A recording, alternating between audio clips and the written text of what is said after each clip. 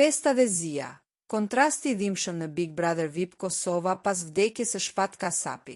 Ndarja e parakohshme nga jeta e këngëtarit Shpat Kasapi ka sjellë zi në gjithë hapësirën shqiptare, por një veprim i produksionit të Big Brother VIP Kosova ka shkaktuar polemika të ashpra në rrjetet sociale. Për të nderuar artistin, produksioni vendosi të lëshojë në shtëpinë e famshme hitin e tij, Valle Kosovare. Megjithatë, ky veprim krijoi një kontrast ronditës. Banorët, të cilët janë plotësisht të painformuar për humbjen e këngëtarit, filluan menjëherë të kërcenin e të festonin me entuziazëm.